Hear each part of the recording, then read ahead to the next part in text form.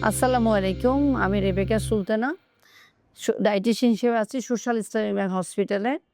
পুষ্টিবিদ ফাউন্ডেশনের general secretary হিসেবে আছি। আমরা আজকে কথা বলব রমজানে ঘরোয়া পদ্ধতিতে কিভাবে ওজন কমানো যায়। আমরা জানি যে পবিত্র মাহে রমজান ৩০ দিন বা ২৯ দিন হয়ে থাকে। আমরা যদি নিয়ম করে আমাদের খাবার গ্রহণ করি এবং আমাদের ক্যালোরিটাকে ঠিক রেখে আমরা খাবার গ্রহণ করি, তাহলে কিন্তু এখানে ওজনাধিক্য হবে না। পাশাপাশি আমাদের ওজন কমানোর একটা সুযোগ থাকে। কিন্তু দেখা যায় যে পবিত্র রমজান মাসে আমরা কিন্তু খাবারগুলো এমনভাবে গ্রহণ করি যাতে ক্যালোরির পরিমাণ অনেক বেশি থাকে, আমাদের সুগারি খাবার অনেক বেশি থাকে, আমাদের লবণাক্ত খাবার অনেক বেশি থাকে, আমাদের জুসের পরিমাণ অনেক বেশি থাকে, যেখানে চিনি অনেক ইউজ করা হয়। সবকিছু মিলাই কিন্তু আমাদের ওজনটা কমার পরিবর্তে বেড়ে যায়। সেই জায়গা থেকে আমরা আসলে কি করতে পারি? প্রথম কথা হচ্ছে যে আমরা রমজানে আ খাবারটাকে একটু চিন্তা করে খাবো। অর্থাৎ দেখা যাচ্ছে যে আমরা আ অন্য সময় আ দুপুরে যে খাবারটা খেতাম সেটা খাচ্ছি আমরা সেহরিতে। তো সেহরিতে আমরা সেই দুপুরের খাবারটাই গ্রহণ করব। যেমন ধরেন যে একটু মাছের তরকারি বা মুরগির তরকারি, সাথে হচ্ছে বিভিন্ন ধরনের মিক্স সবজি, একটু ডাল রাখা যেতে পারে যদি কারো ডাল সহ্য হয় সেক্ষেত্রে ডালও রাখা যেতে পারে। সাথে হচ্ছে খাবারে হচ্ছে যে আমরা একটু লেবু গ্রহণ করতে পারি। তো সেই জায়গা থেকে যেটা হয় যে আমরা আ এক্সট্রা কোনো ক্যালোরি, অর্থাৎ আ এক্সট্রা কোনো ধরনের এক্সট্রা ক্যালোরি আমরা সেহরির সময় সেটা গ্রহণ করব না। এছাড়া আমরা সেহরির শেষের দিকে ১ টা বা ২ টো খেজুর রাখতে পারি। সেটা আমাদেরকে অনেক এনার্জি দিবে পরের দিন। সাথে একটু দইও রাখতে পারি। সেরকমভাবে আমরা যেই বিষয়টা চিন্তা করব, যেহেতু আমাদের পরের খাবারটাই হচ্ছে আ আমাদের ইফতার। এই ইফতারে কিন্তু আমাদের সবচেয়ে বেশি ক্যালোরি যায়। দেখা যাচ্ছে যে আমরা যেই শরবত খাচ্ছি সেখানে অনেক বেশি সুগার দেওয়া হচ্ছে। আমরা কোনো মিষ্টির ডেজার্ট রাখছি, আমরা সাথে হচ্ছে জিলাপি খাচ্ছি, কেউ বুন্দিয়া খাচ্ছে এবং আমরা ডুবো তেলে ভাজা হচ্ছে অনেক নাস্তা খাচ্ছি। সেটাতে আলু চপ, বেগুনি যা খাচ্ছি না কেন সেটাতে প্রচুর তেল যায়।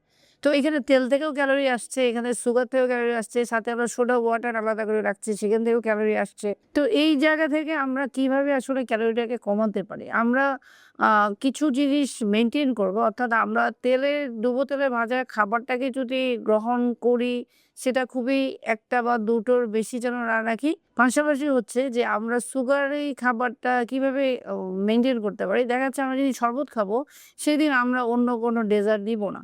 বা অন্য কোনো ডেজার্ট যখন আমরা নিব, সেটাতে ১ এর অধিক যেন না হয় এবং পরিমাণটা যেন কম হয়। পাশাপাশি যেই ফলগুলি আমরা চুজ করছি, যেই ফলগুলাতে আমাদের সাধারণত হচ্ছে যে কম ক্যালোরি, অর্থাৎ পানসে টাইপের ফল, সিজনাল টক মিষ্টি ফল, এই টাইপসের ফলগুলা কিন্তু আমাদের শারীরিকভাবে ওজন বাড়াতে খুব একটা সাহায্য করবে না। আমরা নরমালি পানসে টাইপের হালকা টক মিষ্টি ফলগুলা কিন্তু যে কেউ যেকোনো সময় খেতে পারে। সেক্ষেত্রে রোজাতেও আমরা ওই ফলগুলা যদি ডিরেক্ট খাই, অর্থাৎ আমরা যদি জুস করে খাই তাহলে ওখানে চিনির পরিমাণ বেশি লাগছে। যার কারণে আমরা ডিরেক্ট যদি ফল খাই, সেই জায়গা থেকে কিন্তু আমাদের ক্যালোরিটা কমে আসবে।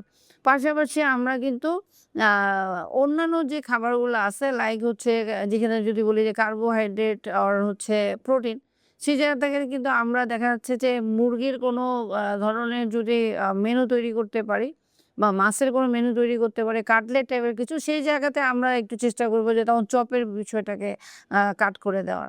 অর্থাৎ মানে আপনি মাছ, মাংস যা কিছু দিয়ে যা তৈরি করলেন সেখানে কিন্তু অন্য ভাজা পোড়ার জায়গাতে সেটা রাখতে পারি।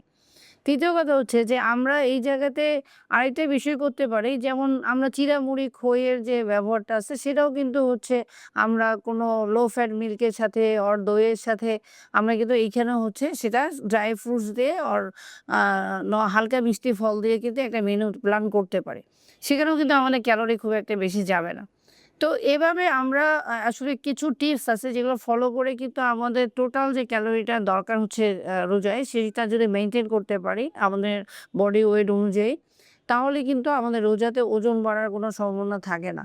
পাশাপাশি খেয়ে রেস্টে না যাওয়া, ঘুমাতে না যাওয়া। আমরা যদি একটু ইফতারের পরে একটু হালকা হাঁটাহাঁটি করি বা হালকা ব্যায়াম করি, সেই জায়গা থেকে হচ্ছে যে আমাদের ওজনটা খুব একটা বাড়ার সম্ভাবনা থাকে না। এবং আমাদের খাবারটাকে ভাগ করে নেওয়া, অর্থাৎ ইফতারে আপনি অনেক খাবার একসাথে না খেয়ে হয়তো ইফতারে অল্প পরিমাণ খাবার নিলেন, বাকি খাবার যেটা আপনার থেকে যাচ্ছে সেটা আপনি এশার সময় খেয়ে ফেললেন। তাহলে হলো কি যে আপনি মানে যেকোনো একটা খাবার থেকে কিন্তু আপনার ক্যালোরিটা কাট করতে পারলেন। অর্থাৎ ইফতারে খাবারটা মিলিয়ে আপনি যদি এশার এশার সময় খাবারটা খান, তাহলে আপনার খুব বেশি ক্যালোরি যাবে না। এবং ইফতারে যদি আপনি ভালো ভালো মানে ক্যালোরিযুক্ত খাবার খান তাহলে এশার সময় আপনাকে যেটা করতে হবে ফল টাইপের খাবার খেতে হবে।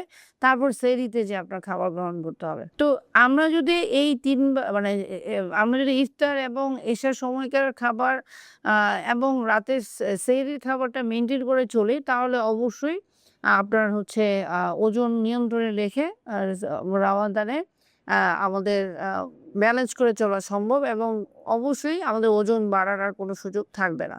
বরঞ্চ ওজন কমবে যদি আমরা নিয়ম করে চলতে পারি। পাশাপাশি আপনাদের যে রোগগুলো আছে সে রোগ অনুযায়ী আপনারা পথ্য পরিকল্পনা গ্রহণ করতে পারেন। অর্থাৎ যাদের ডায়াবেটিস আছে, হাইপারটেনশন আছে আর অন্যান্য হরমোনাল ইস্যুস আছে সেগুলা হচ্ছে যে আপনাদের ডায়েটিশিয়ানের পরামর্শ মতো আপনারা একটা যদি ডায়েট চার্ট ফলো করেন তাহলে রোগের জটিলতা যেমন কমবে স্বাভাবিকভাবে ওজনটাও নিয়ন্ত্রণে থাকবে।